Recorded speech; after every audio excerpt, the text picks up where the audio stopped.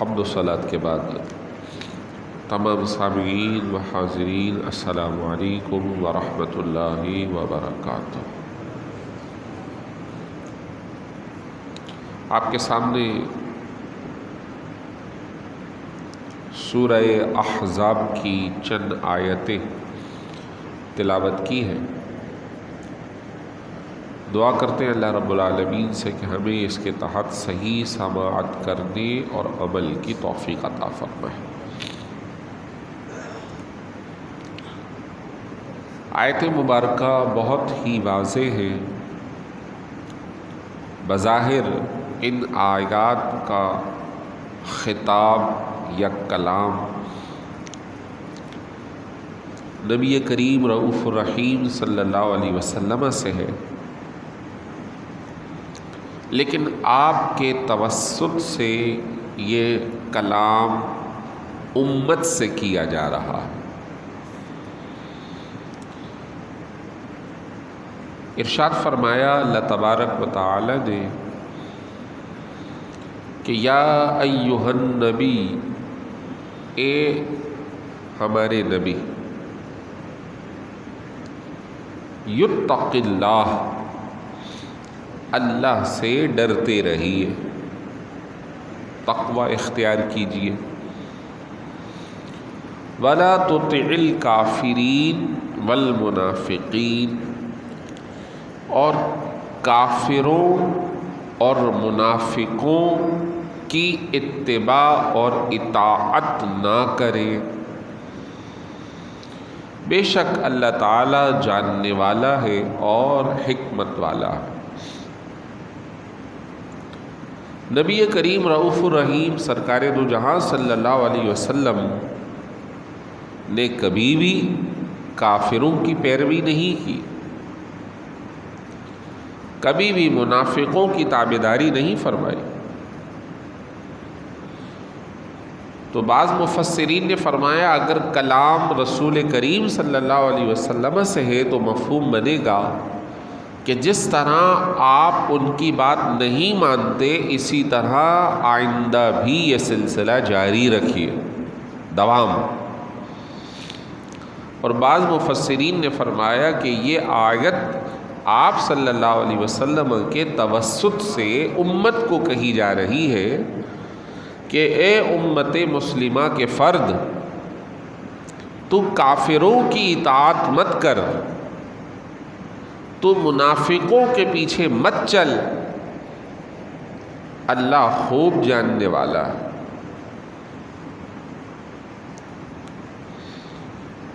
آج ہم دیکھتے ہیں کہ ایک عام رویہ ہمارے یہاں بڑھ رہا ہے،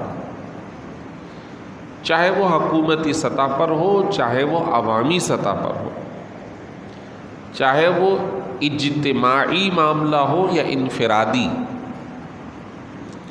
ہم جن لوگوں کو فالو کرنے کی کوشش کر رہے ہیں وہ غیر مسلم ہیں۔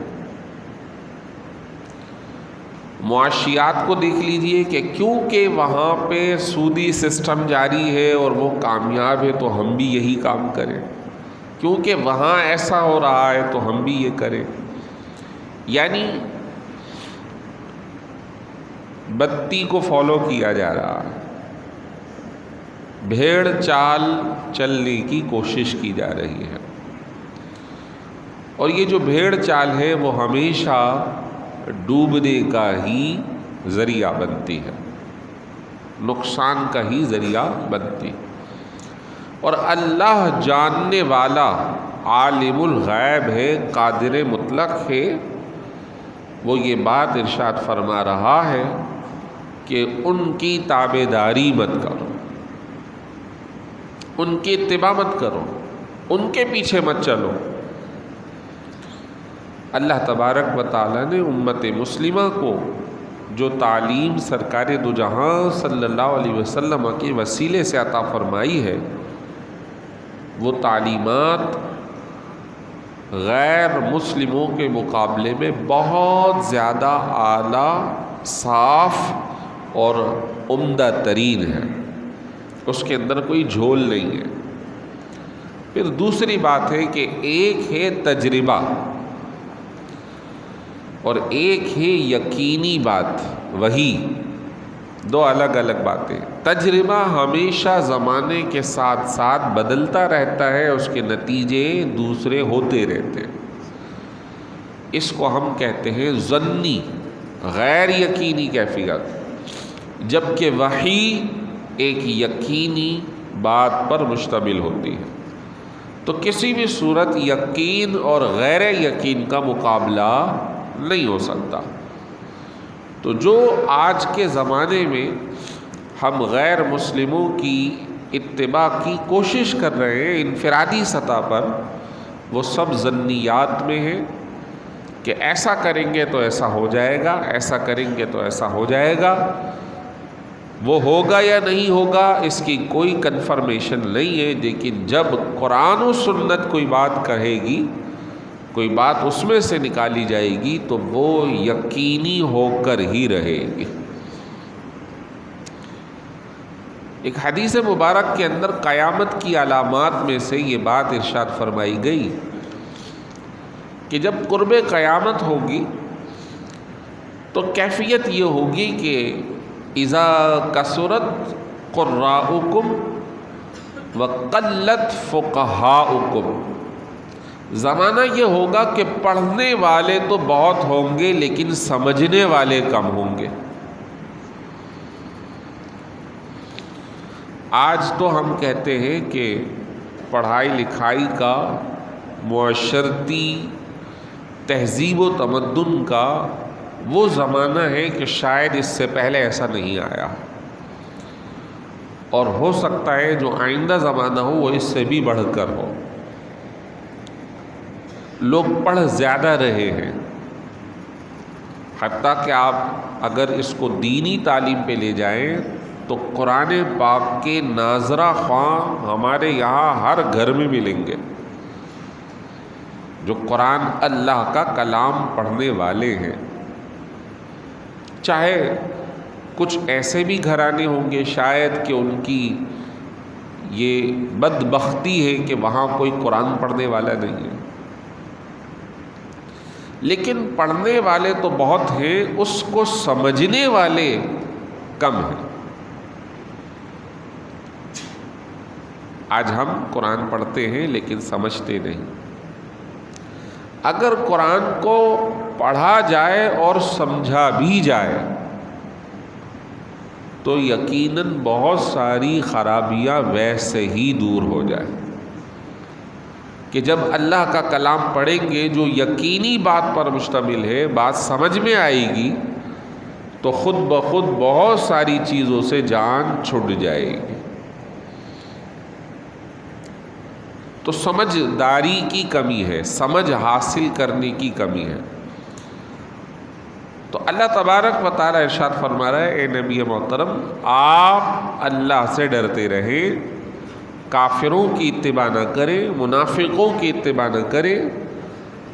تفسیر کے مطابق یہ خطاب آپ سے ہے لیکن اصل کلام امت سے ہے۔ اے امت کے لوگوں، اللہ سے ڈرتے رہو، کافروں کی پیروی چھوڑ دو، منافقوں کی پیروی چھوڑ دو۔ نبی رحمت سرکار دو جہاں صلی اللہ علیہ وسلم نے ہر حوالے سے غیر مسلموں کی اطاعت یا فرما برداری بالکل بھی نہیں فرمائی، بلکہ ہمیشہ اس کے مخالف ہی اپنی جو سنت مبارکہ ہے اس کو ظاہر فرمایا۔ نبی کریم صلی اللہ علیہ وسلم مکے سے مدینہ شریف گئے، وہاں پر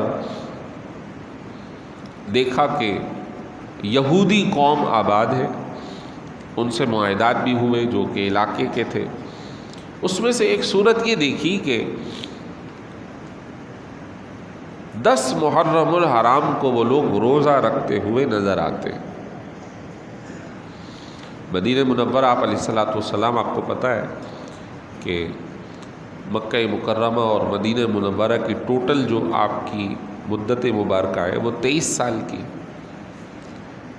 تو اس دوران دیکھا کہ 10 محرم کو وہ روزہ رکھ رہے ہیں، استفسار فرمایا کیوں روزہ رکھتے ہو؟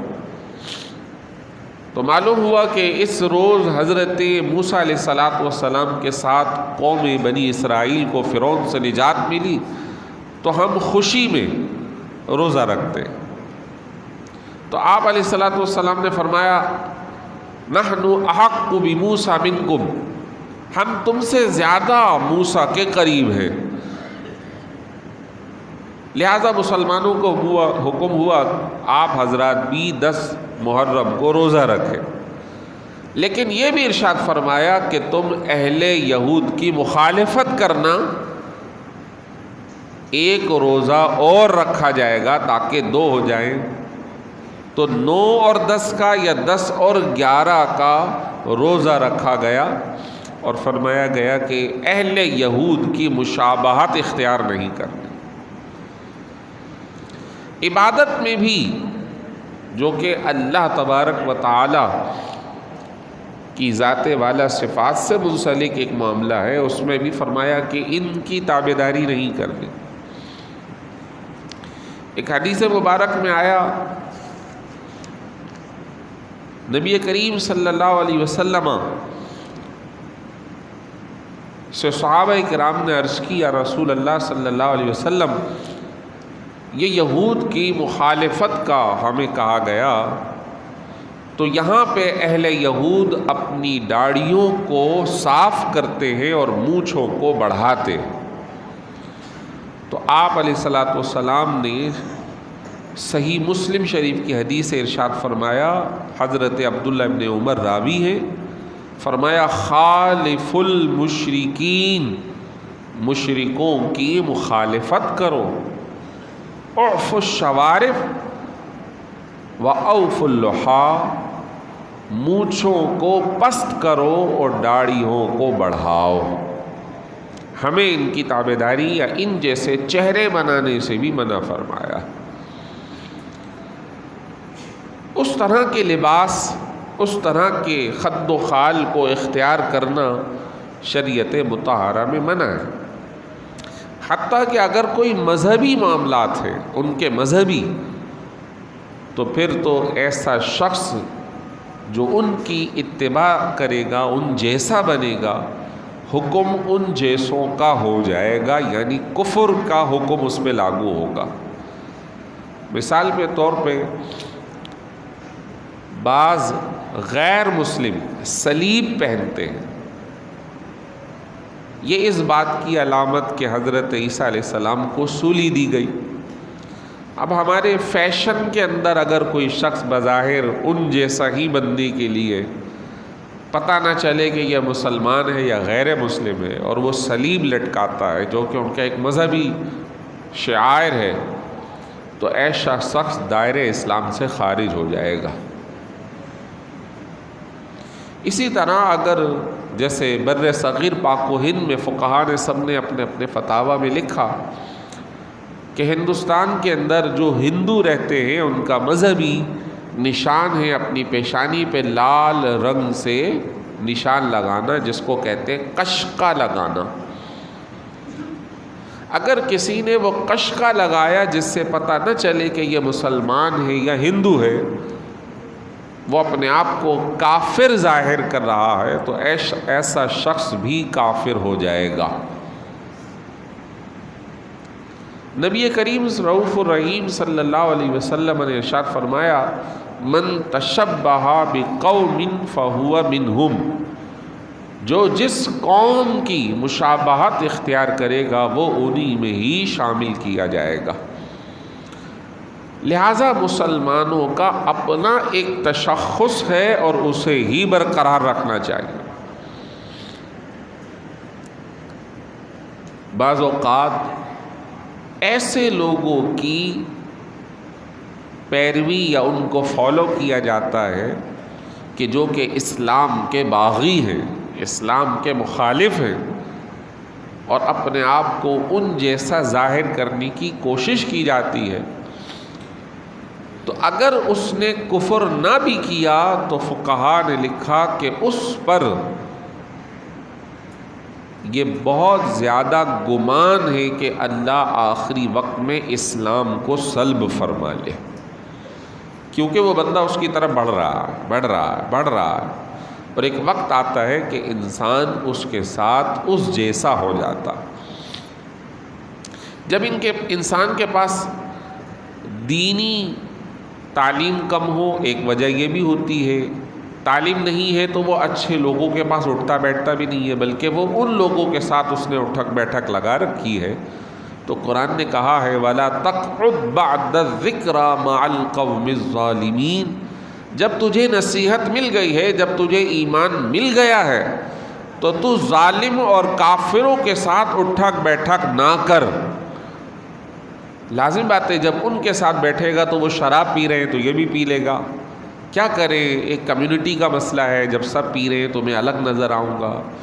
وہ زنا میں نعوذ باللہ مبتلا ہے تو سب جب ساتھی کر رہے ہیں تو میں کیوں نہ شامل ہو جاؤں، جب سارے ہی ایک جیسے ہیں تو میں الگ تھلگ کیسے نظر آؤں، نعوذ باللہ من ذالک۔ تو پھر ایسی مجالست اور رفاقت کو اختیار کرنا ہی منع اور حرام ہے کہ جو حرام کا ذریعہ بن رہا ہو۔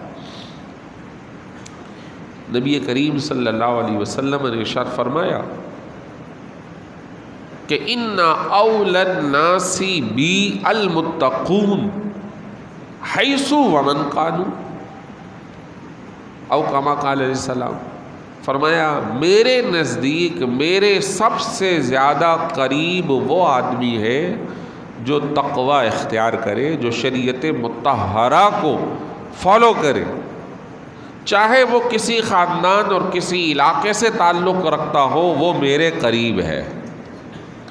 نبی علیہ الصلوۃ والسلام اس کو اپنا قرب عطا فرما رہے ہیں جو کہ شریعت مطہرہ کی پابندی کرے۔ تو قرآن کریم کا پڑھنا اور اس کو سمجھنا، اس کو حرز جاں ہمیں بنانا چاہیے۔ ہر روز تلاوت قرآن کریں کہ یہ تلاوت قرآن بہت سارے گناہوں سے بچنے کا ذریعہ ہے، بہت ساری گمراہی اور کفر سے بچنے کا ذریعہ ہے۔ یہ اللہ کا بابرکت کلام ہے، اس کی تابعداری کی جائے، اس کو پڑھا جائے، روزانہ ایک رکوع پڑھیں، ایک رکوع کا ترجمہ پڑھ لیں اور اس کو تھوڑے سے 5 منٹ سوچ لیں، پھر بند کر دیں، اگلے روز اگلے رکوع کو پڑھ لیں۔ انشاءاللہ اگر یہ روٹین ہر بندہ اپنا لے، انشاءاللہ اپنائیں گے، بھائی میں غلط بات تو نہیں کہہ رہا، آپ سے اچھی بات کی ترغیب دے رہا ہوں، کریں گے انشاءاللہ۔ 24 گھنٹے آپ کے پاس، آپ 10 منٹ نکال لیں، آپ 15 منٹ نکال لیں، دفتر جا کے پڑھ لیں، پہلے پڑھ لیں، واپسی آ کر پڑھ لیں۔ ہم سینکڑوں منٹ اور گھنٹے موبائل کو دے رہے ہیں، جو بک نہیں ہے یعنی فیس بک اس کو دے رہے ہیں، جو اوریجنل بک ہے اس کو بھی دے دیں، انشاءاللہ زندگی کے اندر تبدیلی واقع ہوگی۔ تو ضرور کوشش کرنی ہے کہ ایک رکوع کم از کم پڑھیں اور اس کا ترجمہ پڑھ لیں۔ میں کم از کم کی بات کر رہا ہوں، زیادہ ہو تو الحمدللہ علی احسانی، جتنا زیادہ ہوگا وہ احسن فاحسن، بہتر سے بہتر ہے۔ اللہ تعالیٰ روزانہ زیادہ سے زیادہ پڑھنے کی توفیق عطا فرمائے۔ بزرگوں کا سلسلہ یہ رہتا تھا، آپ قرآن پاک پڑھیں گے تو اس کے نیچے ایک لفظ لکھا ہوتا ہے منزل، اور اس پہ نمبر ڈلا ہوتا ہے، 1 2 3 7 منازل کے نمبر ڈلے ہوئے۔ جو بزرگوں کا طریقہ تھا وہ روزانہ منزل کے اعتبار سے قرآن پڑھا کرتے تھے، 7 دن میں ایک قرآن پاک مکمل کر لیا کرتے تھے۔ 7 منزلیں یعنی ٹھہرنے کی جگہ، پہلی منزل 6 پارے، دوسری منزل 5 پارے، پھر اس طرح کرتے کرتے وہ آخر قرآن پاک کی تلاوت کو مکمل کیا کرتے تھے۔ تو آسانی کے لیے یہ نیچے لکھ دیا گیا کہ یہ امت مسلمہ کی اکثریت کا معمول تھا، تو آپ بھی اس کو فالو کریں اور کم از کم ایک ہفتے میں قرآن مکمل کر لیا کریں۔ یہ آسانی کے لیے لکھا گیا، اس کا اور کوئی مطلب نہیں ہے کہ یہ بزرگوں کی روٹین ہے، قدم بقدم ان کے چلیں۔